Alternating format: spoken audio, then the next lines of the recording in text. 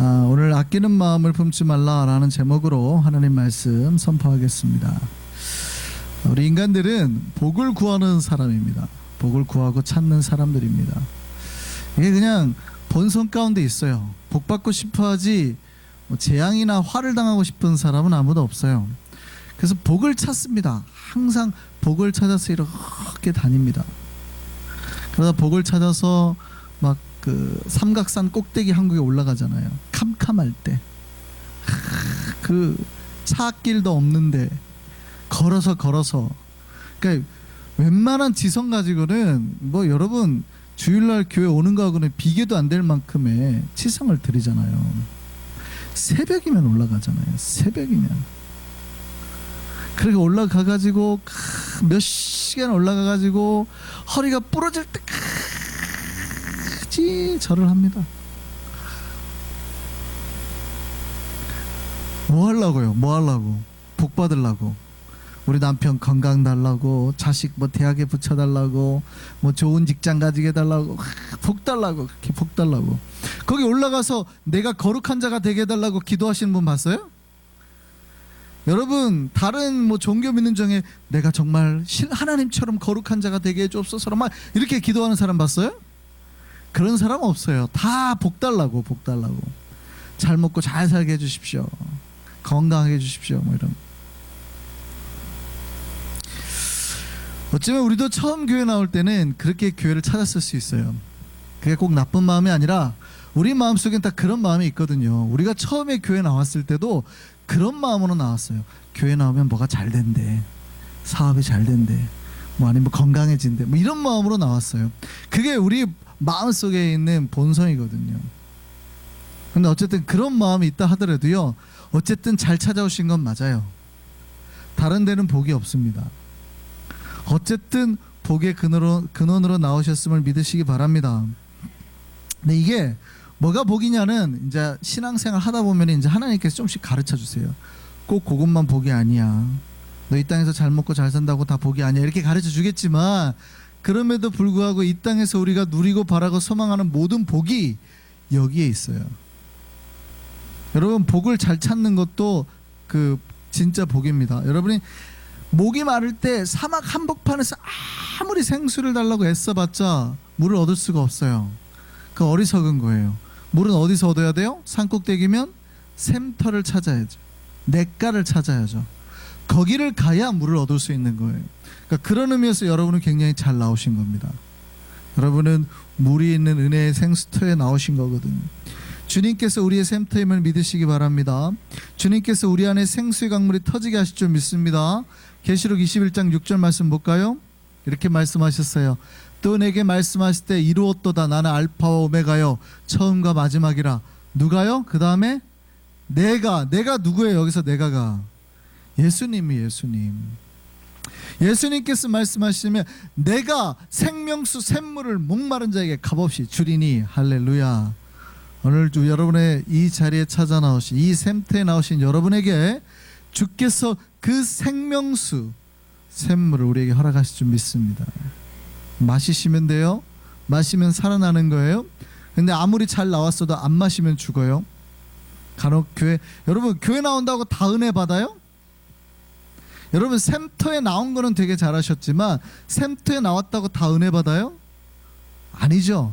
마시는 사람과 마시지 않고 구경하는 사람은 달라요. 마시는 사람이 해가람을 얻어요. 안 마시면 구경만 하다 돌아가요. 분명히 내려가는 길에 쓰러질 거예요. 돌아가는 길에 시험 들 거라고요. 한 주간 동안 여러 가지 사탄의 공격에 힘들 거라고요. 마셔야 사는 거예요. 마셔야. 은혜의 생수 꼭 마시기 바랍니다. 오늘은 안식년에 대한 말씀입니다. 그래서 오늘 안식년에 대해서 이야기하려고 합니다. 많은 목회자들과 선교사님들이 안식년이라는 말을 잘 쓰십니다. 그래서 5년이나 7년 정도 되면 안식을 취하고 다시 한번 사역을 재정리하는 기간으로 삼습니다. 그래서 선교사들은 보통 한 1년 정도를 쉬시죠. 6년 정도 사역하거나 5년 정도 사역하시면 1년 정도 쉬고 보통 한국 들어가서 아니면 다른 나라에 가서 1년 정도 쉼을 가지고 돌아오기도 합니다. 이게 원래 뭐 꼭 나쁘다 이렇게 말하기는 좀 어려운데 이 안식년이라는 게 사실은 그냥 보통 우리가 쉽게 교회에서는 그냥 한번 쉬십니까? 이런 말로 요즘에 그냥 통용돼서 써지는 것 같아요. 그냥 안식년 안 가지세요라고 쉽게 통용돼서 그냥 쓰는 것 같습니다. 몇 년 사역하면 이제 좀 한번 쉬셔야 되는데라고 그냥 통용돼서 쓰는 말 같은데, 원래 성경에서는 안식년이 딱 지정이 되어 있죠. 성경에서 딱 안식년이 지정이 되어 있습니다. 이 안식년은요, 정확하게 말하면 사역자들을 위한 게 아니라 안식일 같은 거예요. 안식일 같은 거. 그러니까 안식일의 연장으로 모든 이스라엘 백성, 모든 하나님을 믿는 백성들이 지켜야 되는 겁니다. 안식년은. 그러니까 사역자들만 지키는 게 아니라 모든 이스라엘 백성들이 지키는 거예요. 그래서 안식년에는 쉬어야 됩니다. 그러니까 하나님께서 6일간 창조하시고 7일째 쉬셨듯이, 안식일을 가지셨듯이, 안식년에는 하나님께서 우리를 창조하셨다는 것을 그대로 인정을 하고 내 모든 삶에 쉼을 가져와야 돼요. 인간은 돈을 따라 살 때는 미친 듯이 돈만 보고 갑니다. 몇 년 동안, 뭐 10년, 20년 상관하지 않고. 근데 하나님이 거기에 갑자기 딱 브레이크를 딱 거시는 거예요. 7년째 되면 아니 1년은 쉬어. 우와, 목사님 어떻게 그럴 수 있습니까? 1년 쉬면 우리 다 죽죠. 뉴욕에서 1년 쉬면 다 죽죠. 그렇게 하는 게 아니라 내가 가지고 있는 땅이 있으면 그 땅을 다 쉬는 게 아니라 돌아가면서 안식년을 가지는 거예요. 다 쉬어버리면 죽을 거 아니에요. 그러니까 안식년을 7년마다 한 번씩 돌아가면서 7년째 그 땅을 파트 나눠가지고 7년째에는 이 땅 무조건 휴경하는 거예요. 그러니까 내가 7년째 되는 해에는 내 삶의 어떤 부분에서 계속 쉼을 가져와야 돼요. 쉬라는 거예요. 그 얘기는 내 인생이 돈의 인생이 아니라, 경쟁의 인생이 아니라, 성공의 인생이 아니라 하나님이 원래 창조했던 그 뜻대로, 창조의 뜻대로 살아가는 인생이라는 걸 인정하는 거예요. 그래서 쉬어야 되는 겁니다. 그래서 안식년에는 땅의 경작을 금해요. 못하게 했어요. 쉬어야 된단 말이에요. 뿐만 아니라 안식년은 하나님께서 회복하는 해. 안식일이라는 거는 우리가 하나님 앞에 영광을 돌리기 위한 쉼을 얻는 거죠. 회복의 기간입니다. 마찬가지로 안식년도 회복의 기간이에요. 무슨 회복의 기간이냐면 관계 회복의 기간. 내가 내 일을 위해서만 살다 보면 관계가 깨지거든요. 주변의 관계가. 또 내가 열심히 나만 위해 살다 보면 우리 주변의 사회가 깨지거든요. 고아가 발생하고, 과부가 발생하고, 가난한 사람들이 발생하고. 그런데 나는 내 돈을 벌기 위해서만 나만 좋은 집, 나만 좋은 차, 뭐 이렇게 살게 되는 거예요. 살다 보면 옆집에 가난한 사람 생겨도 I don't care. 뭐 지가 못 벌어서 그랬지, 이렇게 된단 말이에요. 지가 능력이 없어서 가난한 걸 나보고 어떡하라고, 뭐 이렇게 자기 앞길만 막 살게 되는 거예요. 안식년은 이 모든 것의 회복을 가져오는 해입니다.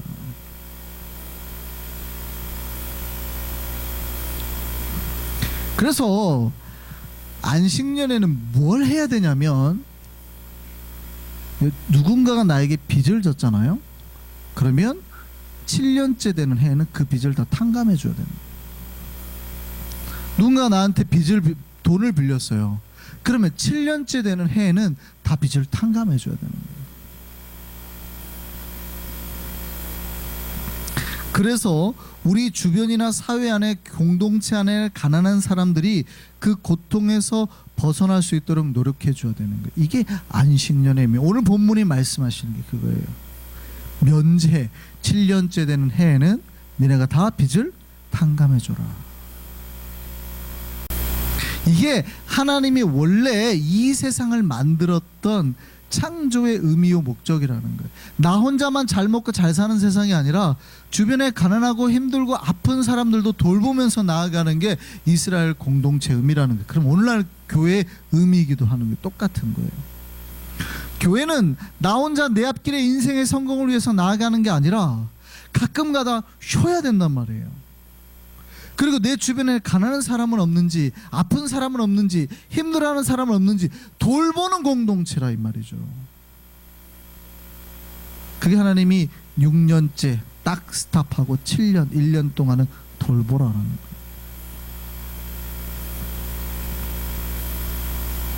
그래서 이 안식년의 의미를 알고 이제 배운 신자들은 가난한 사람들을 도우려는 마음을 가져야 돼요. 가난한 사람들에게 내가 가진 걸 베풀려고 해야 돼요. 제가 이런 말을 하면은 제가 이런 설교를 하면은 좀 싫어하시는 분들이 있어요. 제가 언젠가 그 가난한 자들을 구제하고 돕는 게 하나님의 뜻이다라고 설교를 한 적이 있었던 이제 부목사 시절에 다른 저보다 선배 목사님이었습니다. 그분이 딱 이런 말씀을 하시더군요. 가난은 나라님도 못 구한다. 네? 가난은 나라님도 구제 못한다. 왜 그런 설교를 하냐? 그런 설교 하지 마라 그러시더라고요. 그 목사님 말이 맞을까요? 틀릴까요? 물론 여러분, 우리가 어쩌면 막 가난을 구제한다고 해서 가난이 없어질 거라고 저도 그렇게 생각하지는 않습니다. 근데 가난한 사람 돌보는 게 하나님 뜻이 아니에요. 저는 지금도 그게 벌써 한 10년 전 이야기 같습니다. 그게 벌써 한 10년 전 얘기 같은데 저는 아직도 제 생각이 변함이 없어요. 저는 그 목사님이 목사가 아니거나 아니면 최소한 그 목사님은 성경을 모른다라고 생각을 합니다. 그러니까 성경을 한 번도 읽어보지 않은 아주 우매한 발언이거든요. 부자들을 위한 설교를 하라는 거예요.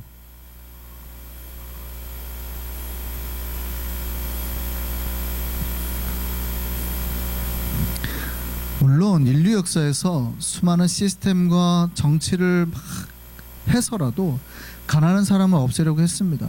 그래도 가난은 사라지지 않았죠. 지금도 가난은 여전히 존재합니다. 왜냐하면 여러분, 가난이라는 거는 원래는 상대적인 개념이에요. 내가 아무리 돈이 많아도요, 나보다 더 많은 돈이 더 많은 사람이 생기면 그냥 가난해지는 거예요. 보세요. 내가 맨해튼에 높은 빌딩 2채를 가지고 있어요. 부자예요, 아니에요? 부자예요? 근데 빌딩 5채를 가진 사람, 똑같은 건물을 가진 빌딩 5채를 가진 사람 옆에 딱 나와요. 그럼 내가 저 사람보다 가난해요, 부자예요? 가난하죠 뭐. 그래서 가난이라는 건 언제나 상대적인 거예요. 상대적인 거. 여러분, 뉴욕에서 완전히 죽어가는 가난한 사람이라 하더라도 아프리카에서는요, 제가 아프리카에서 있을 때 저희 집에서 일하시는 여자분이 있었는데 한 달 월급이 얼마인 줄 아세요? 30불. 와, 30불 주고 한 명 쓴다 그러면은 너무한다고 생각하지 않을까요? 않아요?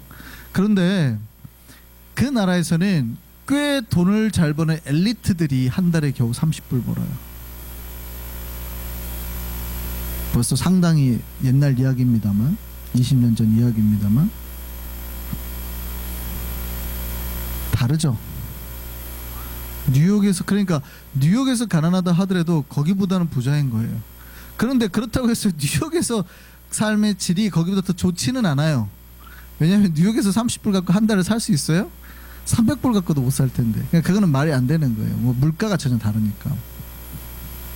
어쨌든 기본적으로 가난이라는 개념 속에는 상대적인 개념이 언제나 깔려 있어요. 그래서 가난은 없어지지 않은 거예요.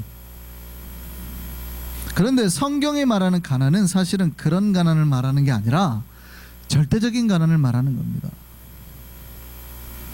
그러니까 진짜 절대적 빈곤층, 너무나 힘들어서 먹고 살 게 없어서 힘들어하는 사람들, 아니면은 사회적으로 너무 약자들이어서 이 사회에서 버틸 수 없을 만큼의 사람들을 의미하는 거예요. 그럼에도 불구하고 이 가난한 사람이 우리 인류 역사에서 사라진 적이 없죠. 하나님이 그걸 아실까요? 모를까요? 아세요. 잘 아세요. 그런데도 하나님은 신자라면 그들을 돕는 것을 포기하지 말라는 거예요. 줄 때는 넉넉하게 주라는 거예요. 그러니까 내가 돈을 버릴 폭 잡고 주라는 거예요. 신명기 15장 7절 8절 말씀 보겠습니다. 같이 한번 크게 읽어보시죠. 내 하나님 여호와께서 내게 주신 땅 어느 성읍에서든지 가난한 형제가 너와 함께 거주하거든 그 가난한 형제에게 내 마음을 완악하게 하지 말며 내 손을 움켜쥐지 말고 반드시 내 손을 그에게 펴서 그에게 필요한 대로 쓸 것을 넉넉히 구워주라. 이게 하나님의 말씀이에요. 반드시. 제가 예전에 말씀드렸죠. 가난한 자가 복이 있다고 그랬어요. 그러면 진짜 게을러서 가난한 자가 복이 있다는 뜻이에요? 아니요. 손을 움켜쥐지 않고 그 손을 펴서 나눠주면 내가 있는 게 없어지잖아요. 그 가난해진 자가 복이 있는 거예요. 게을러서 가난한 사람이 뭐가 복이 있겠어요? 나는 분명히 가진 게 있지만 주님 말씀에 그대로 순종해서 내 손을 완악한 채로 쥐지 않고 그에게 손을 펴서 나눠준 사람.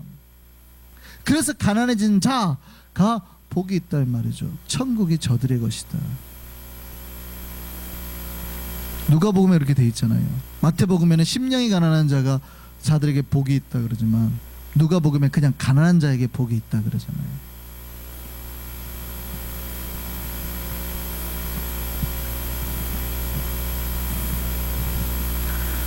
가난에는 두 종류가 있어요. 수입이 많음에도 불구하고 사치와 투기로 인해서 가난해진 경우도 있고, 반대로 정말 수입이 적고 경제적 능력이 없어서 가난해진 경우가 있습니다.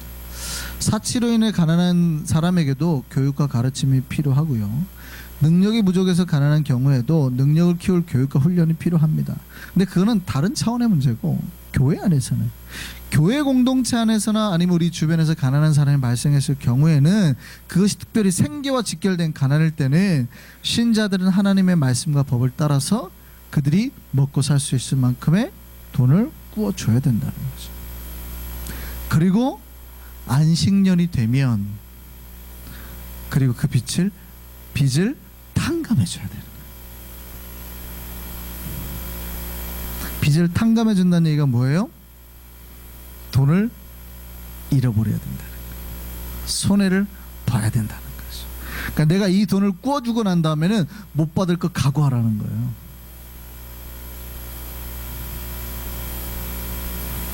여러분, 우리가 빚을 탕감해 줄 수 있을까요? 여러분, 내가 7년에 한 번씩 빚을 탕감해 줘야 된다 그러면 누가 돈을 빌려주려고 그럴까요? 딱 보세요. 하나님 법이, 여러분 법이에요. 이게 법. 무조건 7년째 되면 다 돈을 탕감해 줘라. 그럼 여러분 돈을 빌려주려고 할까요? 안 할까요? 안 하겠죠. 특히 안식년이 1년이나 2년밖에 안 남은 상황이라면 더욱 돈을 안 빌려주려고 그럴 겁니다.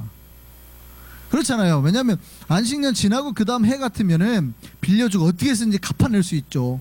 너 3년 안에 갚아, 5년 안에 갚아, 뭐 이렇게 해갖고. 근데 안식년 되기 1년이나 2년 전이에요. 돈을 빌려주려고 할까요? 안 할까요? 안 할 거예요. 그래서 잔머리를 굴리는 거죠. 돈을 빌려주긴 해야 되겠는데, 관계가 있으니까 돈을 빌려주긴 해야 되는데, 안식년 끝나고 빌려줄 거야. 안식년 끝나면 빌려줄게. 안식년 끝나면. 이렇게 잔머리를 쓸 거란 말이죠. 이렇게 하면은 될까요? 안 될까요? 우리가 이런 잔머리를 쓸 줄 알고 하나님은 또 말씀을 하고 계세요. 신명기 15장 9절 말씀 보세요. 삼가 너는 마음에 악한 생각을 품지 말라. 그 악한 생각이 뭔가 보세요. 곧 이르기를 일곱째 해 면제년이 가까이 왔다 하고 내 궁핍한 형제를 악한 눈으로 바라보며 아무것도 주지 아니하면. 그러니까 이게 벌써 안식년에 가까운, 얘 지금 6년째란 말이죠. 올해 빌려주면 돈 못 받는다 라고 생각하고 가난한 사람이 와가지고 돈 꿔달라고 했을 때 악한 생각을 하고 안 빌려준다는 거예요. 그러면 뭐라고 그래요? 그가 너를 여호와께 호소하리니. 하나님, 정말 저는 배고파서 굶어 죽는데 저 사람이 저를 돕지 않습니다. 꼭 그 사람 말을 안 하더라도 하나님 살려주십시오 라고 말을 하면 하나님이 듣고 누구를 갖다가 지금 하나님 보고 혼내신다는 거예요? 이놈 봐. 그러니까 이 사람은 살려달라고 기도를 했는데 하나님은 그거에 대한 대가의 징계를 누구에게 본다는 거예요? 빌려주지 아니하는 저 사람. 이놈 봐, 돈이 있었는데도 지금 안 줬어, 이렇게 하신다는 거죠. 그게 죄가 된다는 거예요? 안 된다는 거예요? 자, 잔머리 쓴 거예요. 잔머리 쳤단 말이죠. 7년째 내가 1년밖에 안 남았으니까 안 하고 안식년 끝나면 줘야지라고 잔머리 쳤단 말이죠. 근데 그 잔머리가 죄가 돼요, 안 돼요? 성경이 뭐라고 그래요? 그것이 내게 죄가 되리라. 갑자기 목이 맺히세요? 다들? 그게 죄가 된다는 거예요. 여러분, 이게 죄가 된다고 생각해 본 적 있어요? 돈 안 빌려주는 거는 내 맘이지. 무슨 그게 목사님 죄예요. 그게 죄일까요, 안 죄일까요? 분명히 성경은 죄라고 말하고 있어요. 그러니까 여러분, 돈 빌려달라 할 때 다 빌려줘라 이 얘기가 아니에요. 진짜 누군가가 가난해서 죽는데, 굶어가고 있는데, 힘들어가지고 막 못 살아고 뉴욕에서 막 허덕이고 있는데 내가 도와줄 여력이 돼요. 그럼 어떻게 하라는 거예요? 뭐 그 사람이 도와달라는 얘기하기 전에 가서 도와주라는 거예요. 그가 살 수 있게는 도와주라는 거예요. 근데 잔머리를 자꾸 쓰고 뭐 해야 되는데요, 돈도 없는데요, 다른 거 저번에 좀 땅 좀 사야 되는데 하고, 만약에 자꾸 다른 소리를 하면 그게 뭐가 된다는 거예요? 죄가 된다는 거예요. 여러분, 많은 신자들이 이게 죄인 줄 모르고 살아갑니다. 내 돈 벌어서 내가 먹고 산다는데요, 목사님. 근데 성경은요, 그건 세상법이고 성경은 그게 죄라는 거예요. 신자는요, 베풀 수 있는 자예요. 그 베풀은 내가 경제적인 풍요에서 나오는 게 아니라요, 믿음에서 나오는 겁니다. 믿음. 하나님께서 저렇게 말씀하셨기 때문에 그 말씀대로 순종하는 믿음에서 나오는 거예요. 하나님 말씀대로 그대로 행하면 하나님께서 채워주실 것을 믿는 믿음에서 나오는 거예요. 나의 나눔이 반드시 복으로 돌아올 것을 믿는 그 믿음에서, 하나님께서 그렇게 말씀하셨기 때문에. 오늘 본문 4절 5절 말씀 보시죠. 같이 읽겠습니다. 내가 만일 내 하나님 여호와의 말씀만 듣고요, 다른 생각하지 말란 얘기예요. 내가 오늘 내게 내리는 그 명령을 다 지켜 행하면 내 하나님 여호와께서 내게 기업으로 주신 땅에서 내가 반드시 복을 받으리니 너희 중에 가난한 자가 없으리라. 다른 생각하지 말고 하나님의 말씀만 듣고 행하면 반드시 복을 받게 하시겠다는 거예요. 내가 이게 구워주는 게 나에게 손해잖아요. 주면은 가난해진단 말이죠. 내가 가진 걸 주면, 움켜줬던 걸 베풀면 내가 가난해진단 말이죠. 그런데 그 하나님 말씀을 믿는 거예요. 하나님 말씀만 믿고 행했더니 하나님이 어떻게 하신다는 거, 나를 복으로 갚아준다는 걸 믿는 거. 그래서요, 베품은 경제적 여유에서 나오는 게 아니라 믿음에서 나오는 거예요. 내가 저 사람에게 줄 수 있는 그 나눔은, 이 움켜졌던 걸 놓는 거는요, 믿음에서 나오는 거예요. 믿음에서. 내가 돈이 많아서 베푸는 게 아니에요. 하나님께서 갚아주실 거라는 믿음에서 나오는 거예요. 믿음.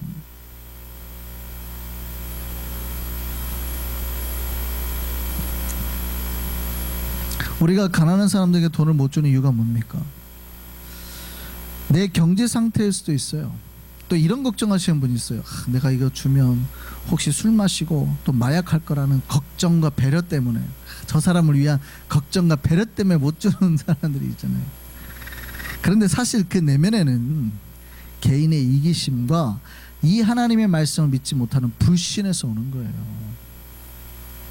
이 돈 주면 나가서 분명히 술 마실 건데, 난 저 사람이 얼마나 불쌍해서, 그죠? 근데 사실은 10불이나 20불 주는 것이 아까운 우리 안에 있는 이기심, 그리고 저 하나님의 말씀 믿지 못하는 불신 때문에 오는 겁니다. 그 사람이 술을 마시고 뭐 하는 거는 우리가 더 이상 케어가 안 되니까 하나님 편에 맡겨야죠, 그죠? 그게 걱정이 되면 집안에 들여와가지고 씻고 재우시던가.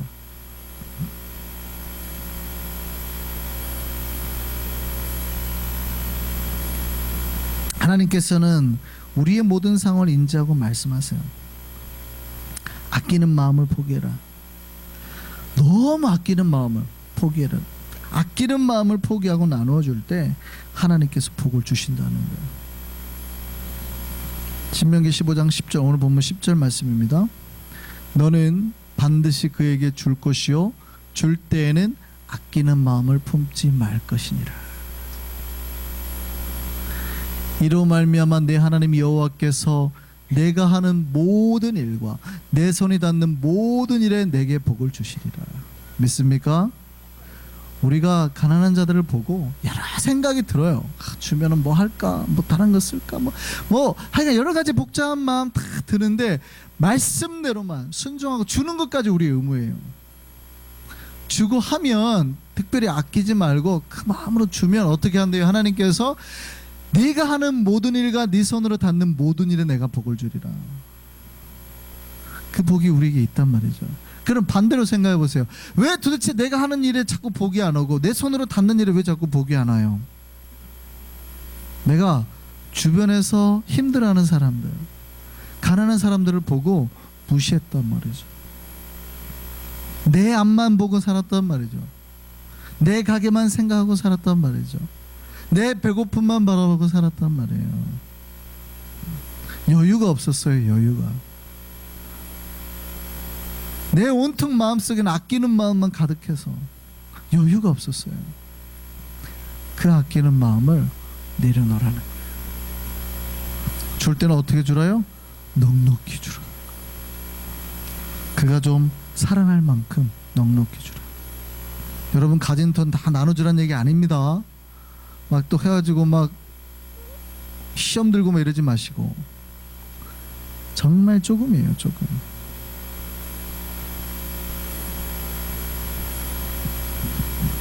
그렇게 하면 하나님께서 우리에게 약속하셨어요. 복을 주시겠다고. 그 복의 약속이 우리에게 이루어지기를 소망합니다. 안식년은 7년마다 한 번씩 돌아옵니다. 그러면 7년마다 나에게 빚진 자의 빚을 탕감해 줘야 돼요. 이런 행위는요, 사실은 경제적인 마인드를 가지고 행하기는 어렵습니다. 어떤 바보가 돈을 빌려주고 못 받는 행위를 계속 할 거예요. 한 번은 할 수 있어요. 한 번은. 몰랐네. 7년째 되니까 내가 다 이거 탕감해 줘야 되네. 몰랐네. 한 번은 어떻게 법이라고는 해줄 수 있어요. 근데 7년마다 그렇게 할 수 있어요? 7년마다 내가 돈 빌려주고 못 받다. 그거 할 수 있어요? 없어요? 여러분 경제적인 마인드로는 절대 이걸 할 수 없어요. 이 성경 말씀을 여러분 내가 오늘날 살아가는 이 경제적인 마인드로 어떻게 이걸 할 거예요? 이거는 절대 오늘날 우리가 세상의 법칙으로는 할 수 없는 거예요. 하나님의 법칙, 믿음의 생각으로만 할 수 있는 겁니다. 근데 오늘 많은 이들이 경제적인 생각 속에서 살아가잖아요. 교회 안에 들어와서도 똑같은 생각을 합니다. 이런 설교를 하면 목사님 무슨 말도 안 되는 소리를 해요. 이 세상 어떻게 살아가냐고. 근데 어떻게 살아가세요? 그분이 그렇게 살아가는 건 세상 법칙이고 하나님은 하나님 법칙대로 살라고 말씀하시는 건데. 그 교회 안에서 세상 법칙을 가르쳐요? 절대 빌려주면은 뭐 갑절로 받으십시오. 아니면은 뭐 몇 부 이자로 쳐서 받으십시오. 제가 그렇게 설교를 해야 되겠어요? 아니잖아요. 그건 세상 법칙이고 하나님 법칙이 뭐예요? 하나님 법칙은 구워줬으면 7년째에는 받지 마라. 7년째 계속 받을 수 있어요. 7년째 되면 탕감을 해줘. 얼마까지라고는 제가 말 모르겠습니다. 어떻게까지 뭐 하라는 거 법 정확하게 있지 않아요. 믿음의 분량대로. 교회는 세상의 경제적인 생각, 세상적인 생각이 아니라 믿음의 생각으로 살아가는 사람이에요. 신자의 삶은 제가 몇 번 누차에 말씀드렸습니다. 기브 앤 테이크가 아닙니다. 미국에 사는 우리는 기브 앤 테이크에 굉장히 익숙해요. 내가 무언가를 주었을 때 다시 나에게 돌려주는 배려가 있는 사람이나 혹시 그렇게 할 수 있는 경제적인 능력이 있는 사람들하고 관계를 맺으려고 합니다. 친하게 지내려 하고 친구를 맺으려고 해요. 내가 무언가를 주었는데 다시는 나에게 갚아주지 않는 사람이거나 그럴 수 없는 사람과는 자연스럽게 관계를 끊습니다. 뭐 내가 이렇게 딱 끊지는 않죠. 그건 뭐 양심이 있으니까 그러진 않고 우리가 자연스럽게 끊어요. 뭘 해줬는데 그렇게 할 수 없는 사람이거나 하지 않는 사람한테는 자연스럽게 관계를 끊는 것 같아요. 왜냐하면 그런 사람하고 계속 관계를 맺으면 피곤하고 힘들거든요. 뭘 계속 나만 줘야 돼. 자꾸 나만 줘야 되고 자꾸 내가 저 사람 챙겨줘야 되고 자꾸 저 사람 뭐 해줘야 돼. 그러니까 힘든 거예요. 그러니까 미국에는 제가 자세히 이렇게 보면 기브 앤 테이크 문화가 굉장히 강합니다. 내가 뭘 이렇게 줬는데 저 사람이 나한테 바로 뭘 응답을 안 하잖아요. 서운해하는 것 같아요. 그래서 그런지 제가 뭘 이렇게 하나 이렇게 드리면 굉장히 조급하고 빠르게 뭘 저에게 돌려주시는 분들이 있습니다. 같은 게 아니라 감사합니다 하고 주세요. 그게 제가 싫다는 뜻이 아니라 그것이 계속적인 관계에는 상관이 없는데 정말 내가 뭘 받았을 때 빨리 돌려줘야 된다라는 그런 조급함들이 가끔 보일 때가 있어요. 관계는 그게 아니잖아요, 그죠? 우리가 그렇게 서로 나누고 베푸는 이유는 형제기 때문이에요. 내가 무언가를 줘야 관계가 되는 게 아니라 우리는 이미 예수 안에서 형제기 때문인 거예요. 기브 앤 테이크가 돼서 우리가 형제가 된 게 아니라 예수 그리스도 안에서 형제가 된 거예요. 믿으시기 바랍니다. 그래서 신앙은 절대 기브 앤 테이크가 아니라 계속해서 내가 용서하고 베푸는 거예요. 내가 그 사람이 나에게 준 게 없어도 오히려 저 사람이 나한테 빚을 지잖아요. 그런데도 불구하고 7년마다 한 번씩 그를 용서하고 그 빚을 다 탕감해 주는 거예요. 하나님 법칙은 7년마다 계속해서 탕감해 주라는 거예요. 그 사람이 나한테 해준 게 없어요. 나는 계속 꿔줘야 되고 나는 계속 그 빚을 탕감해 줘야 되는 거예요. 그게 하나님 나라의 법칙이에요. 저 사람이 나를 살려주고 언젠가 내 빚을 갚아줄 거라 생각한 게 아니라 그냥 그렇게 하라는 거예요. 형제니까. 이게 안식년의 법칙이에요. 안식년의 법칙. 그게 하나님께서 신자에게 요구하시는 자세며 신자가 복을 받는 방법입니다. 사실 우리가 계속 베풀어도 가난한 사람들은 사라지지 않습니다. 그런데 우리에게 약속하신 이 하나님의 말씀도 사라지지 않아요. 우리가 가난한 사람을 끝없이 배려하고 그들에게 나누면 하나님은 그 약속대로 우리에게 복을 베푸시는 거예요. 오늘 본문 11절 말씀 보시겠습니다. 보시죠. 땅에는 언제든지 가난한 자가 그치지 아니하겠으므로 내가 내게 명령하여 이르노니 너는 반드시 내 땅 안에 내 형제 중 곤란한 자와 궁핍한 자에게 내 손을 펼지니라. 이 약속을 믿고 하나님의 말씀대로 순종하면 하나님이 어떻게 하신다고요? 복으로 갚아주신다고요. 오늘 우리에게 열어가신 이 말씀에 아멘으로 순종하고 행할 수 있는 저와 여러분 되기를 바랍니다. 이 명령을 따라서 순종하고 형제와 또 가난한 자들에게 아끼는 마음을 품지 않고 나누고 베풀 때 주님은 반드시 약속대로 우리에게 복을 허락하실 줄 믿습니다.